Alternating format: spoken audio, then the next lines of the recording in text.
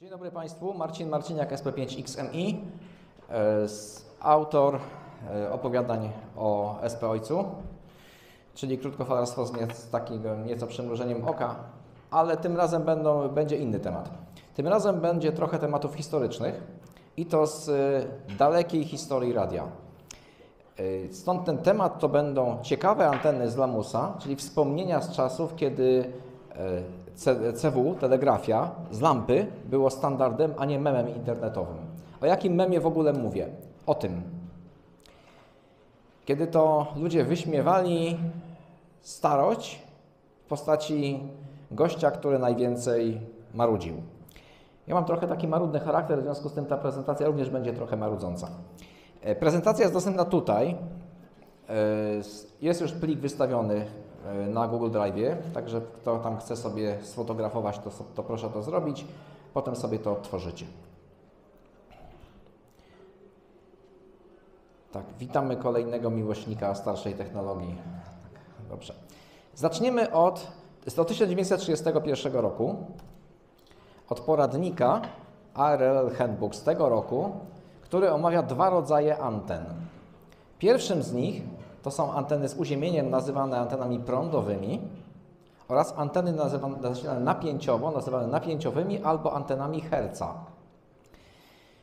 I tak naprawdę różnica między nimi to jest długość fali tego przewodnika, który ma za zadanie wyemitowania tej fali radiowej.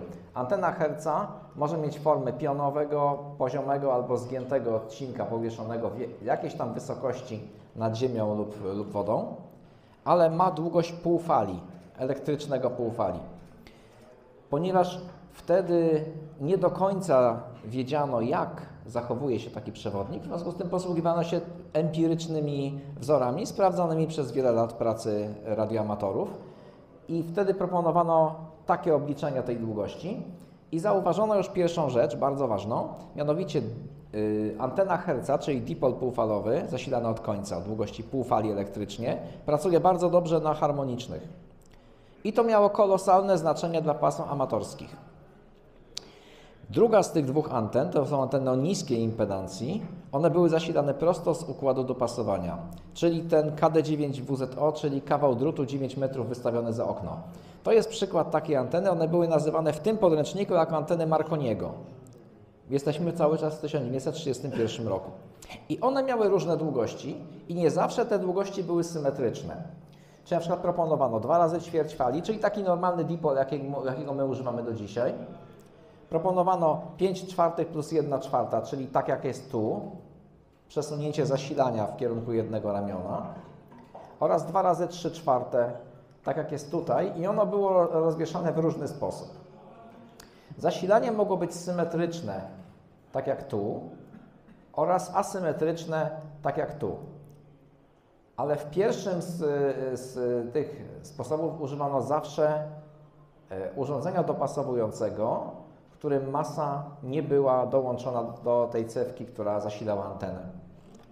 Czyli de facto było to urządzenie, które było symetryzatorem, które potrafiło skompensować prądy asymetrii wynikające z niesymetrycznych długości ramion tego dipola. Dlaczego w ogóle antena Herca, czyli ten ENFET, to był wtedy taki świetny pomysł? Mnóstwo krótkofalowców z tego korzystało. Gdy cofniemy się do lat 30. i 40., to zauważymy, że większość końcówek była lampowa i mało tego, w odróżnieniu od dzisiejszych rozwiązań, gdzie jest P-filtr, to tam były obwody rezonansowe i były to obwody o bardzo dużej dobroci.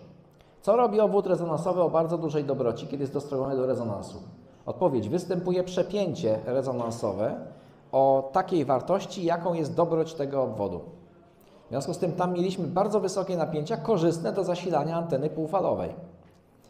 Dodatkowo taka antena z założenia pracuje na wszystkich harmonicznych, a w 1932 roku w Stanach Zjednoczonych wszystkie pasma amatorskie dostępne dla amatorów były takie, czyli było 160 metrów, potem było 80, 40, 20, 10 i nawet było pasmo oznaczone jako F, czyli 56 MHz. To są wszystko harmoniczne. Zatem wystarczyła jedna antena w postaci dipola półfalowego na 160 metrów, żeby można było nadawać na wszystkich tych pasmach z tego samego nadajnika i z tej samej końcówki mocy, jeżeli oczywiście ona chodziła odpowiednio wysoko. To jest coś, co dzisiaj się wydaje wręcz nieosiągalne, żeby z jednego drutu, no chyba że z Longwire'a ktoś próbuje. Dodatkowo, jak wspomniałem, ten obwód tutaj jest obwodem rezonansowym o bardzo wysokiej dobroci. W związku z tym układ zasilania jest bardzo prosty, jest selektywny i filtruje harmoniczne zakłócenia.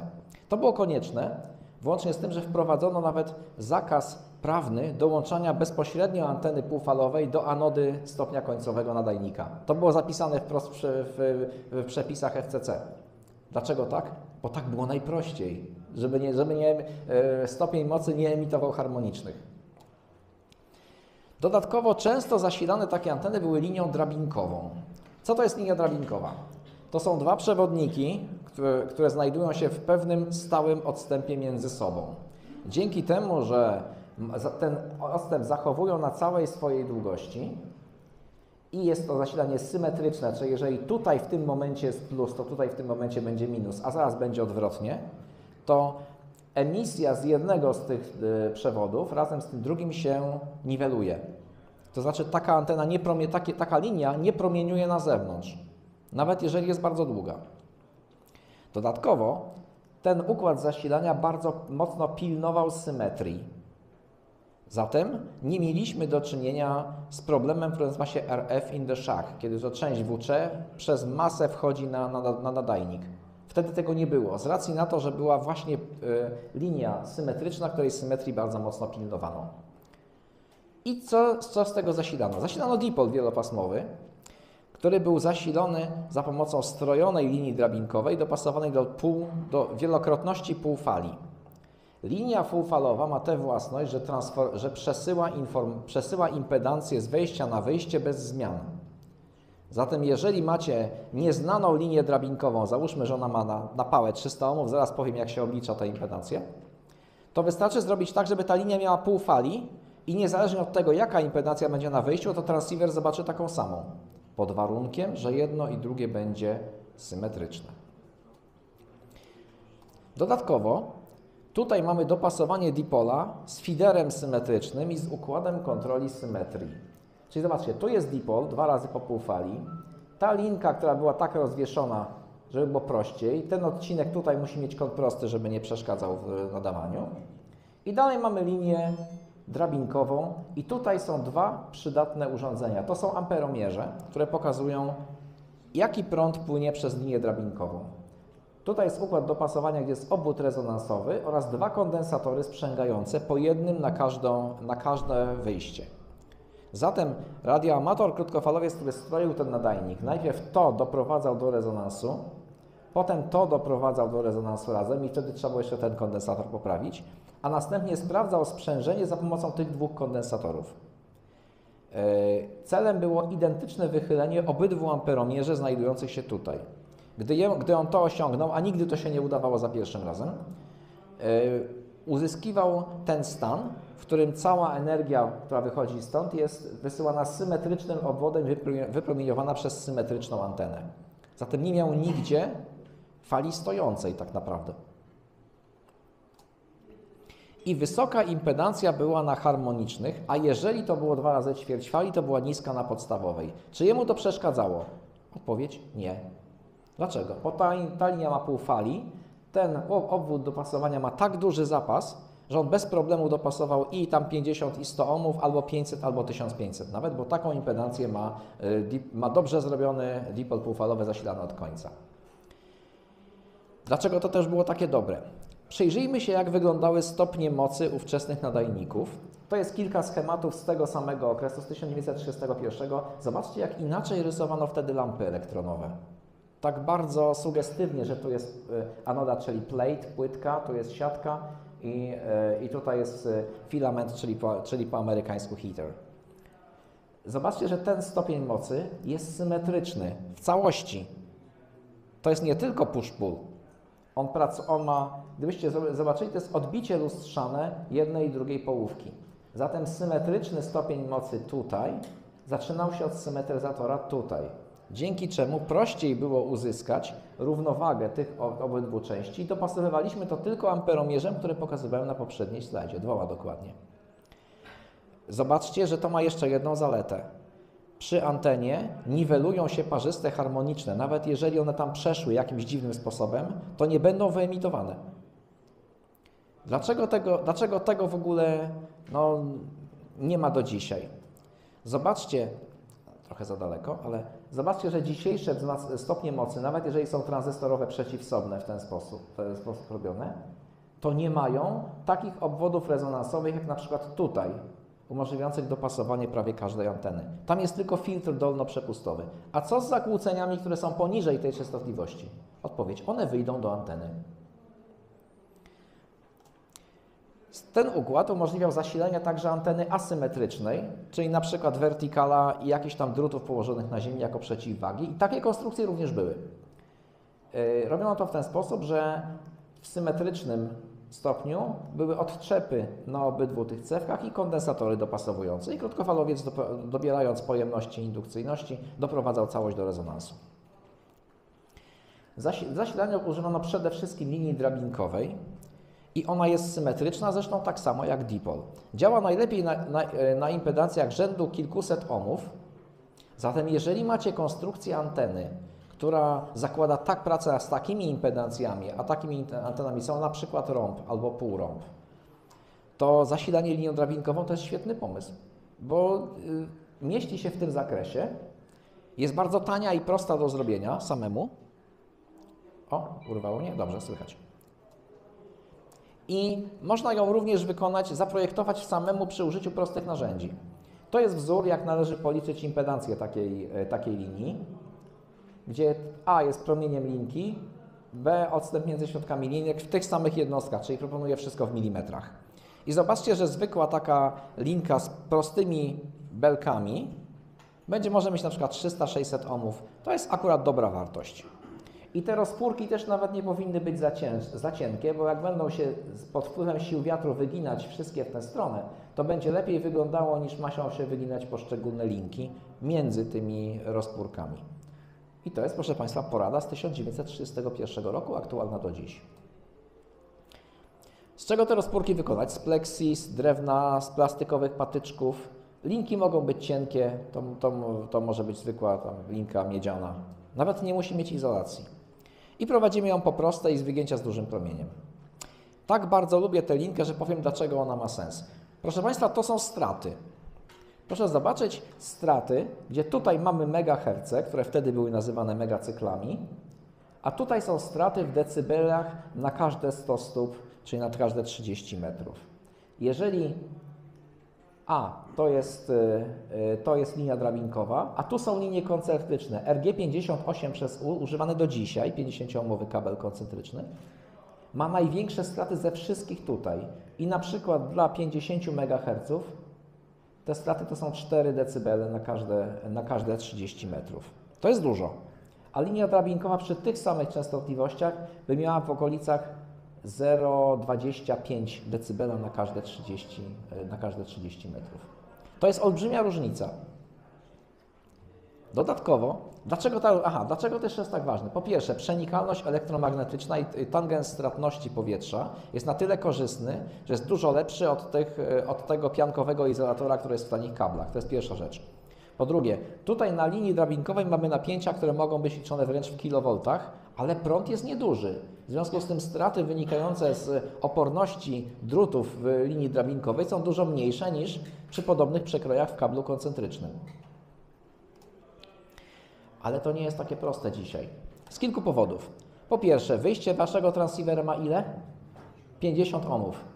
A zatem trzeba to w jakiś sposób dopasować i to jest wyjście asymetryczne. Zatem potrzebny będzie balun, czyli narzędzie umożliwiające przejście z zasilania asymetrycznego na symetryczne i odwrotnie.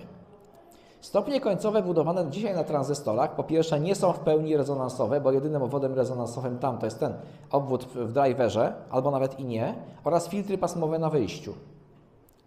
Tymczasem urządzenia lampowe miały te obwody strojone i driver, i stopień mocy równocześnie i były to obwody o dużej dobroci. Dodatkowo tranzystory mają niską impedancję wyjściową i to jest zaleta i wada równocześnie, po prostu są inne. Ale dopasowanie z 50 ohmów na 1,5 kiloohma to jest typowa impedancja NFED-a, kiedy jest naprawdę dobrze zrobiony. powoduje większe straty niż zejście z 2 kΩ, to jest typowa impedancja lampy, na 1,5 kΩ do NFED-a na końcu. W związku z tym te obwody nie tylko były lepsze pod względem dopasowania, bo od razu dawały symetryczne wyjście, ale także były dużo sprawniejsze. Zatem z 5 W w lampie do anteny trafiało 4,95. Tymczasem, gdy macie 817 i 50 metrów kabla, to z 5 W trafi tam może 3. I to jest ta różnica, którą było widać między technologią lat 30. i 60., a tym, co mamy teraz. Pytanie do Was. Kto posiada skrzynkę z symetryzatorem, który jest częścią obwodu dopasowania? Czyli taką skrzynkę antenową, której nie ma takiego układu, że za obwodem dopasowującym jest symetryzator. Kto posiada w pełni taką skrzynkę antenową, która przechodzi z układu asymetrycznego na symetryczny, równocześnie transformując impedancję? Odpowiedź. Firma MFJ, Amerykanie rozwijają ten skrót w bardzo niekulturalny sposób.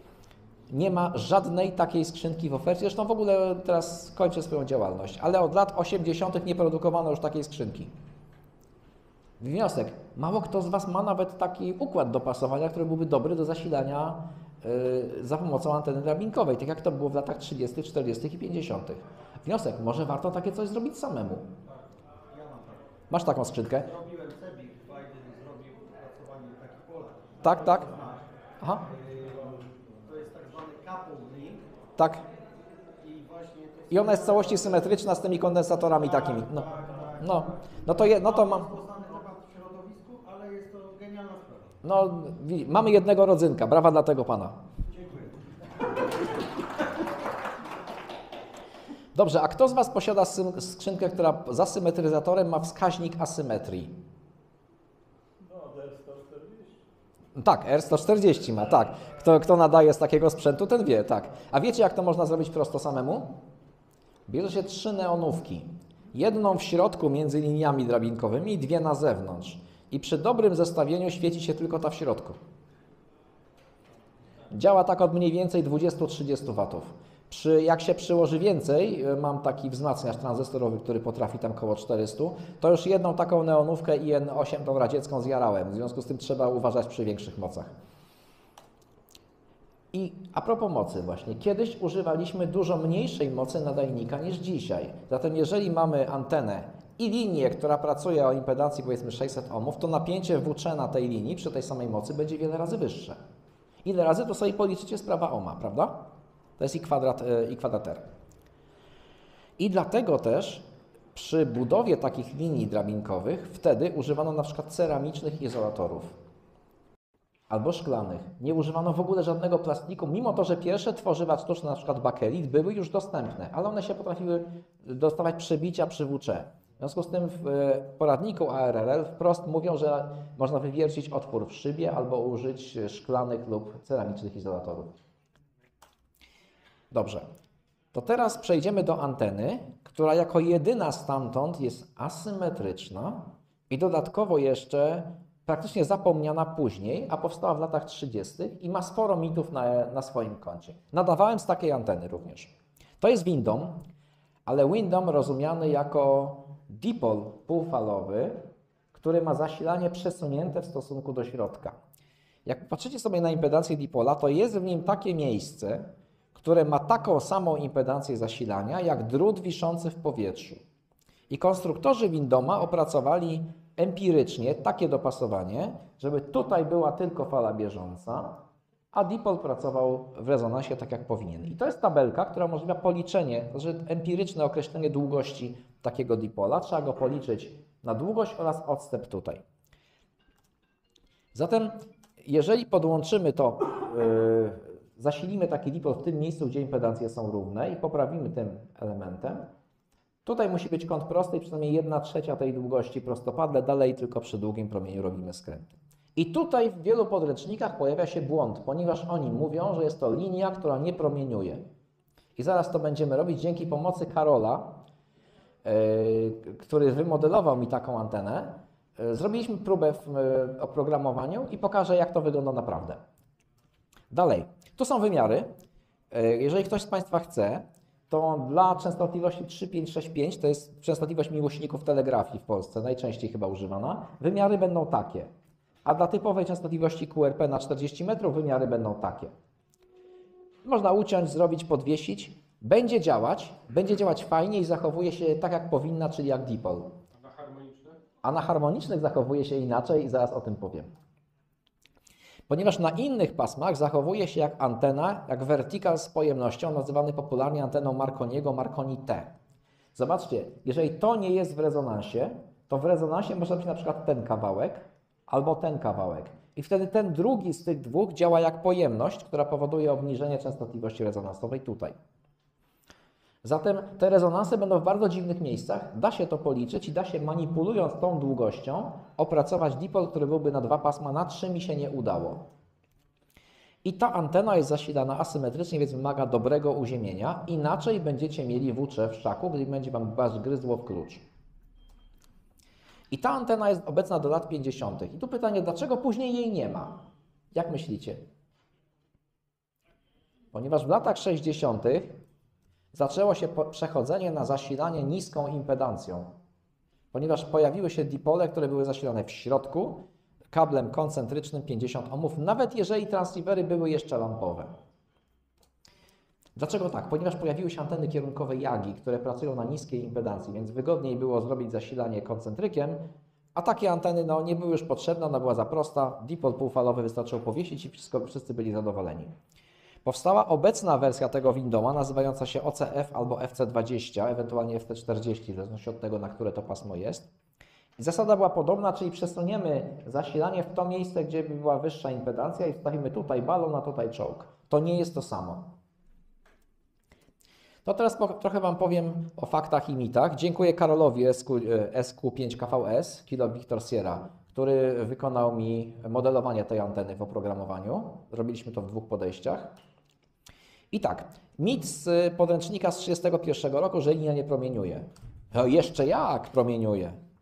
Jak zobaczycie tutaj, to spadek, ta linia nie jest równoległa. To znaczy, że ta linia promieniuje. Ona jest elementem, który wpływa na charakterystykę tej anteny. Zatem na harmonicznych to będzie bardzo fajna antena DX-owa. Natomiast na podstawowej, powieszona pół fali nad ziemią, daje praktycznie całą Europę na 40 metrach. A na 80 metrach nawet daje całkiem fajne zasięgi, zachowuje się jak dipol. I że to jest dipol, ale wielopasmowy i ma wyższą impedancję. I to jest prawda, ale na każdym paśmie ma inną. I to inną ma nie tylko w części rzeczywistej, ale także w części urojonej. Zatem rezonans. Jeżeli poziomy odcinek w rezonansie, ten u góry, jest w rezonansie, to się zachowuje jak dipol. Natomiast jeżeli nie, to ma 2 rezonanse na podstawowej i dodatkowo na trzeciej harmonicznej dla każdego z tych kawałków. I poza pasmem ten rezonans zależy od długości feedera. Zatem można tym trochę manipulować, ale to będzie trudne. I na przykład część z tych rezonansów jest taka bezczelna, że pracuje antena dobrze na 20 i na 40 metrach, ale oprócz tego ma rezonans na przykład na 6 MHz w pasmie radiofonicznym. Jeżeli nadajnik ma tam śmieci, to one zostaną wyemitowane z pełnym zyskiem tej anteny, a ona wcale taki mały nie jest. I antena OCF sprzedawana jako na przykład FC40, FC20 ma inną charakterystykę, ponieważ tylko kawałek feedera tam służy do emisji. I są większe straty. Dobrze, to teraz jeszcze druga z tych anten, która pochodzi z lat 30. Z 1936 roku jest pierwsze opracowanie, to jest Zeppelin. To jest antena przedwojenna, która była używana przez radiooperatorów statków powietrznych. To jest de facto end-fed, tylko że ma dopasowanie linią drabinkową i ta linia drabinkowa transformuje impedancję do odpowiednio wysokich wartości. I tu są przykładowe dopasowania dla długości linii zasilającej i proponowanej długości anteny półfalowej. Tu są 2 układy z kondensatorem równoległym, kondensatorem szeregowym i proponowane sposoby. Polecam to, jeżeli ktoś chce zrobić eksperymenty, ta linia może mieć 300 ohmów. Jeżeli macie odcinek 300 ohmowy, to można zrobić taką antenę i to dopasowanie tutaj, jeżeli będzie wykonane poprawnie, to ono będzie symetryczne. Zatem o zasilaniu trochę wspomnę, krótko. Mianowicie już w latach 30., w 1936 roku już, stosowano dopasowanie symetryczne i asymetryczne oraz przy symetrycznym dopasowaniu używano odcinka linii przewodzącej, odcinka feedera. To jest dopasowanie tutaj jest ten odcinek, to jest zasilanie o dowolnej długości, a to jest odcinek linii takiej samej, której koniec jest rozwarty. On będzie stanowił pewną impedancję. To już wtedy dopasowywano impedancję za pomocą odcinka otwartej lub zwartej linii zasilającej. W podręczniku ARRL z 1936 roku są sposoby, jak wyliczyć ten odcinek, żeby uzyskać odpowiednie dopasowanie dla każdej z tych anten. I to było używane na przykład przy antenach rąbowych później.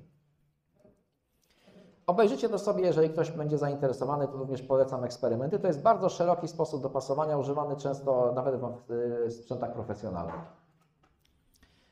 Pierwsza antena DX-owa z lat 30., proszę Państwa, to jest dipol półfalowy zasilany strojoną drabinką, powieszony w pewnej wysokości nad ziemią. I jeżeli pamiętacie pierwsze anteny kolinearne na UKF, to one były konstruowane bardzo podobnie. Tylko tyle, że zamiast dwóch linek zasilających był tam przesuwnik fazy. 68 rok to jest pierwsze sensowne opracowanie anteny z trapami. Jeżeli znacie antenę W3DZZ, a nawet na egzaminach było opisywana, to jest de facto dipol z trapami tak naprawdę, tylko sprytnie zrobionymi. To nie jest pierwsza z takich anten, ani wcale nie ostatnia. To jest jedno z opracowań, które znalazłem na jej temat. I zobaczcie, że to są inne wartości niż w Polsce podaje się, ponieważ to jest wersja krótsza na pasma 40, 20 i 10 metrów. Kto chce, niech spróbuje. Dzięki temu, że tutaj jest 27 pikofaradów, to można użyć gotowych kondensatorów, nie trzeba tam kombinować, żeby uzyskać 60 jak w oryginalnej antenie W3DZZ. Ta antena działa nie tylko na tych trzech pasmach, ale po dopasowaniu skrzynką tu jeszcze powinien być balun 1:1, żeby wyeliminować efekty asymetryczne. Ale wtedy o tym jeszcze się nie mówiło, bo jesteśmy w 1968 roku.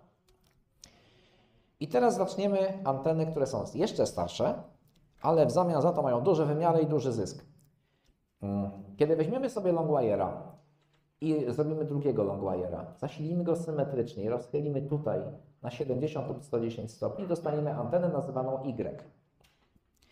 To jest antena, która ma spory zysk i już wtedy była używana jako antena DX-owa. Dodatkowo proponowano ćwierćfalowy odcinek zasilany w połowie, żeby zrobić dopasowanie impedancji. Także tutaj wchodziła drabinka, ten kawałek i taki był układ zasilania tej anteny. Nie jeden Amerykanin dzięki temu po raz pierwszy w życiu dowołał się Europy, dzięki takiej konstrukcji. Bo tutaj da się przy odpowiedniej długości tych odcinków uzyskać 6 do 8 dB do dipola, a to jest naprawdę dużo. Antena rąbowa, pierwsza opracowana w 1936 roku, nazywana popularnie diamentem, razem z tymi kątami i tym rezystorem na końcu. 14 wydanie ARRL, 36 rok. Wspomniano jest tylko trochę. Natomiast już w 1941 roku opracowano lepsze takie instrukcje, jak zbudować anteny rąbowe. Antena rąbowa na końcu musi mieć rezystor, po to, żeby była to antena fali bieżącej, czyli żeby miała kierunek w tę stronę. Zatem z tych danych tutaj oblicza się i na podstawie azymutu i elewacji. Można policzyć, na jakiej wysokości tego rąba trzeba zrobić, pod jakim kątem on będzie promieniować i jakie powinien mieć elementy. Wysokość zawieszenia przyjmuje się, że to jest pół fali, a długość boku, no to liczymy z krzywej L, to jest długość boku. Następnie poprowadzimy od L linię pionową do przecięcia X, a z krzywej X odczytać kąt rąba tutaj. Czyli w tym przypadku to będzie na przykład 68, w tym przypadku 69 stopni. Z punktu Z odczytujemy wtedy elewację wiązki, tu 21 stopni. To jest dobra antena do łączności transatlantyckich. Impedancja wtedy będzie około 800 ohmów i tyle musi mieć ten rezystor na końcu, a zasilimy to linią drabinkową 600 ohmów. To jest przykładowe wyliczenie, które gdy pojawiła się ekspedycja do któregoś z krajów arabskich, ja powiesiłem taką antenę i zrobiłem bardzo poważny błąd. Mianowicie wziąłem informacje z satelity i powiesiłem do konkretnych drzew z widoku. Niestety widoki satelitarne na Google są przesunięte względem terenu. Powiesiłem antenę, miała bardzo duży zysk, ale minąłem cały kraj. W związku z tym fajnie się rozmawiało z Australią na 5 watach, ale akurat nie o to mi chodziło. Tu chodziło o ekspedycję Ekopopasek Stongo. Zatem jeżeli wieszacie takie anteny, to trzeba jeszcze dobrze mieć opracowaną geometrię tych punktów i nawet w tym podręczniku jest to opisane. Na jakim paśmie? 20 metrów. To było wtedy to był dół propagacyjny, więc to było jedyne rozsądne pasmo do takich łączności. W 1941 roku, w 18 wydaniu, opracowano kompromisowy projekt anteny rąbowej, który proponował długość 2, 3 lub 4 długości fali na bok. Proszę Państwa, 4 długości fali na bok to brzmi jak 15 dB do dipola. To jest naprawdę duży zysk energetyczny. Nie udało mi się to zrobić 2 lata temu, ale przymierzaliśmy się z Siwym, to jest znana postać z krakowskiego hackerspace'u, miłośnik radiokomunikacji, żeby powiesić takiego rąba tu nad boiskiem, a następnie poprosić kolegów z kilowatowym wzmacniaczem, żeby się wieczorem odezwać na 14 MHz na Stany.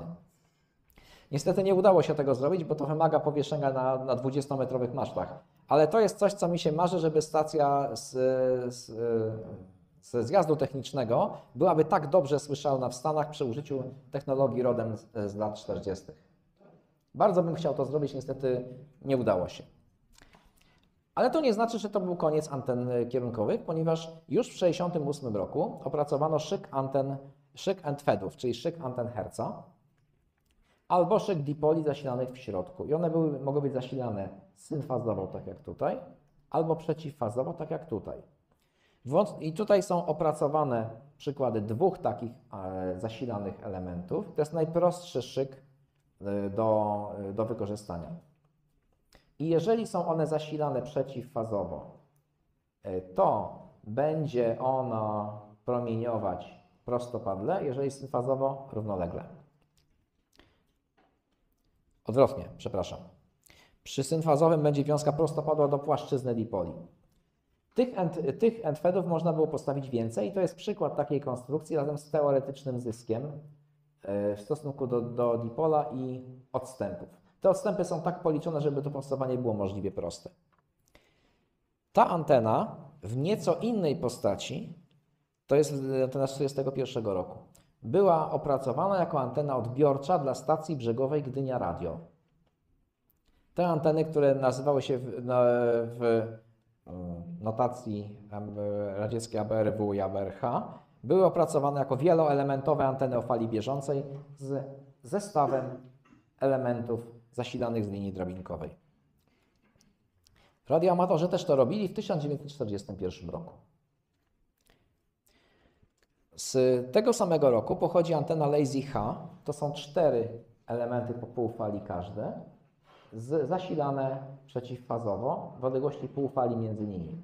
Jeżeli ktoś z Was chciałby zrobić sobie antenę na 40 metrów do powieszenia między drzewami, to jest bardzo fajny pomysł, bo to można zrobić za pomocą linek. Zasilanie 600 ohmów. Tylko jest jedna rzecz. To musi być wykonane precyzyjnie, czyli te długości, jeżeli policzymy je wszędzie tutaj pół fali, to musi być z dokładnością do centymetrów przy takiej długości. Nawet mniej. Nawet większa dokładność jest potrzebna. Jeżeli nie, to każda asymetria powoduje utratę zysku anteny i ten zysk anteny leci w dół bardzo, bardzo szybko. I o tym już wiedzieli w 1941 roku. Mało tego, w 1931 roku wymyślono amatorską antenę kierunkową na pasmo 10 metrów. To jest ciekawa konstrukcja, w której mamy szyk 4 elementów, to są 2 dipole, które są z reflektorami i dodatkowo mają cewkę wyrównującą dopasowanie. Jest to dwuelementowa antena kierunkowa, która dzięki temu, że jest powieszona nisko nad ziemią, zachowuje również ten efekt ziemi powodujący odpowiednie nakierowanie wiązki na odbiorcę. Ta antena ma spory zysk i ja jestem przekonany, że niejedne zawody były wygrywane przy użyciu takiej anteny ustawionej na stałe na konkretny kierunek. Znacie profesjonalne anteny ścianowe, na przykład takie jak to jest fragment radaru pozahoryzontalnego Duga, tego, który znajdował się niedaleko Czarnobyla. Otóż to jest również antena ścianowa, tylko tyle, że w amatorskim wykonaniu. Witamy w 1931 roku.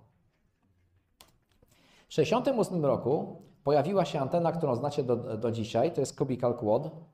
I to jest pierwsze opracowanie Cubical Quada, które było zrobione w ARRL-u, w poradniku ARRL w w taki sposób, że opracowane były dokładne wymiary oraz sposoby konstrukcji takiej anteny. Włącznie z wtyczkami, w jaki sposób się mocuje do BOM-u, jak się mocuje linię zasilającą, żeby nie psuło charakterystyki, jak to zrobić prosto i tanio za pomocą tyczek.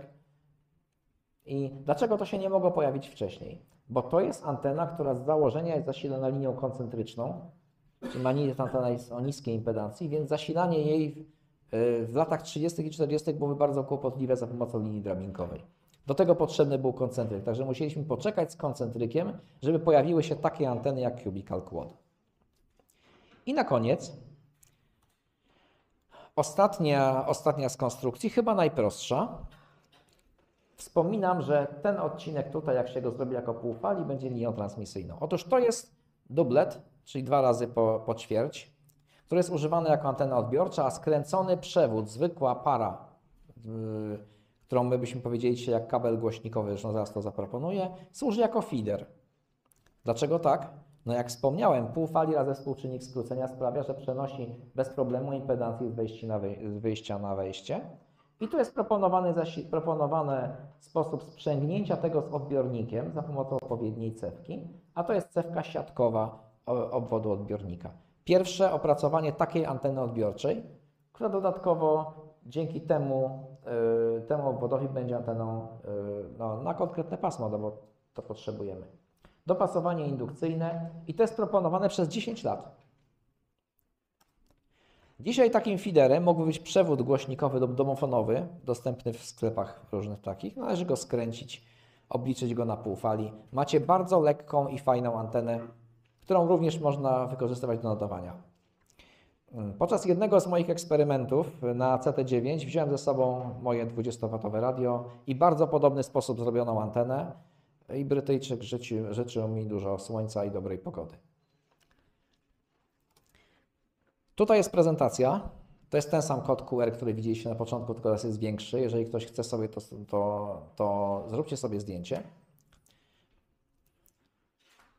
I bardzo bym chciał od Was usłyszeć wyniki eksperymentów, które być może zrobicie. Może ktoś się pokusi o odtworzenie Lazy H, może komuś się będzie chciało powiesić choćby takiego rąba, tak 2 lambda na bok może. Były już takie eksperymenty, widziałem efekty, ale zawsze miło byłoby zobaczyć. Dobrze. I to by było na tyle.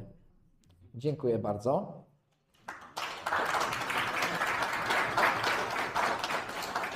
I bardzo chętnie odpowiem na pytania, jeżeli chcecie. Bo może chcecie. Proszę.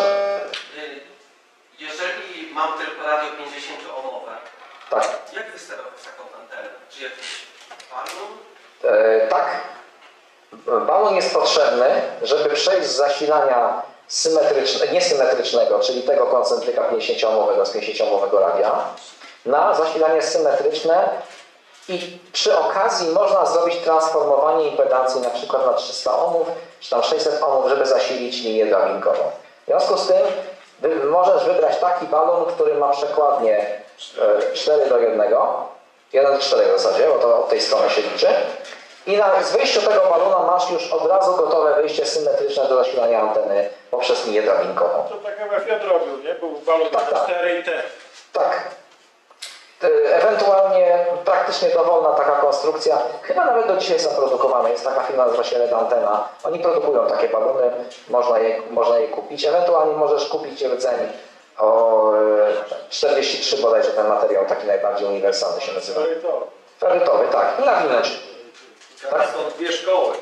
Jedna twierdzi, że 1:1 jest lepszy balon, jak nie ma dokładnie znajomej impedancji. To prawda, ale my te impedancje znamy. Ale zakładamy, że znamy. Tak. No ale nie zawsze, znaczy możemy... Jakże być inaczej, czyli sprawdzić tą, co żeśmy wykonali. Ale każde dopasowanie powoduje straty. W związku z tym jest lepiej zrobić to od razu dobrze. No tak, ale jak nie znamy, to jest lepiej zrobić 1:1.